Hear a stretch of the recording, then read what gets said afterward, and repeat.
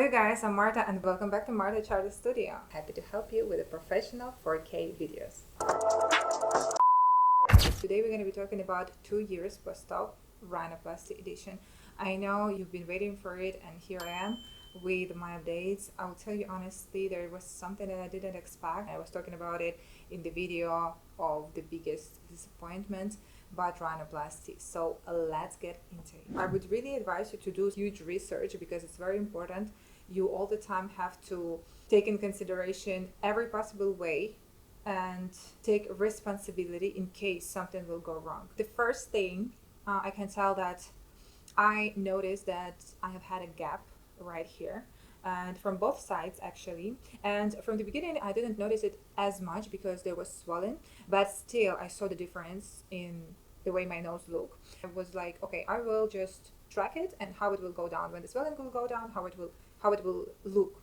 So swelling goes down and still looks like different. First doctor told me to massage from one side and I did so, but it didn't help, and honestly I directly felt that there is a difference. Like here is more like kind of I don't want to say gap, but kind of like a wave, and here more like I feel like a cartilage. And it was immediately after surgery like this. I was thinking like, and I asked doctor like, what is this kind of like a gap here, because it feels like two cartilages together and I can feel them. They're from both sides, but I just feel like the doctor shaved there more. Only one time, by the way, I saw the shadow there just in golden hour when I went out when I went to cafe and I took a selfie and I see that there's some shadow I didn't saw and I didn't notice it before. So I asked the doctor what it's about, like what is this, where it came from, why right now I can see it.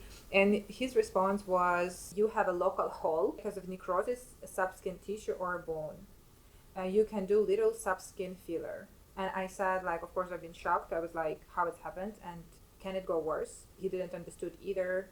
And it's interesting that this came out after such a long time, which is very disturbing for me, was personally, because I was upset because I trust the doctor, and honestly speaking I was like, if doctor didn't understood and didn't expect that, what about me? I asked him, can the nose collapse? He told me no, this nose will not collapse. But honestly speaking, I don't think it's necrosis. He just shaved too much. That's what I think, because it was always like this. I just felt all the time like this. And just to double check, I took a look again at this picture. It's a screenshot from the video that was taken immediately after he removed the cast, and I just saw that it's swollen, but you can crystal clear see the structure and it's in the same like this way.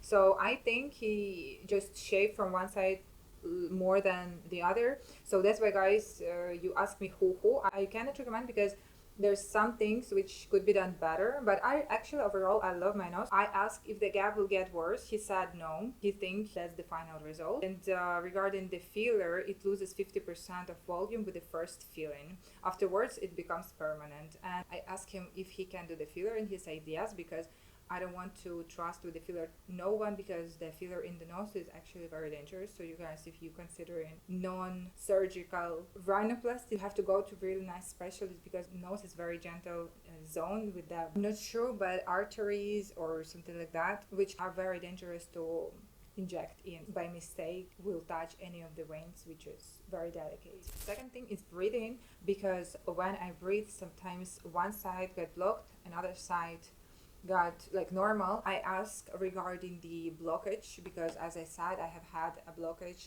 like sometimes occasionally from on the one side on the nose, sometimes on another side, mostly actually in the right side. So it's not related to the surgery, just I started to notice it after the surgery because I started to pay more attention to my nose. I also used steroid spray that he advised me. This one, again, I don't want to get used to it, so that's why I've been using it only for 2 weeks, but it's helped. But honestly speaking, I think it's just a nose cycle. Yeah, there's sometimes I can feel that there's like congested one day more than another, but both of the nostrils are breathing, so it's amazing, thank God. And honestly, I understood that sooner or later I might get a filler, because for now, for example, I don't feel the need. And also I'm very much careful on wearing sunscreen, wearing retinol, because UV rays promote skin thinning, which is, I have to be very careful. And also if you have a thin skin, you have to also take care about it. Okay guys, this is it for today.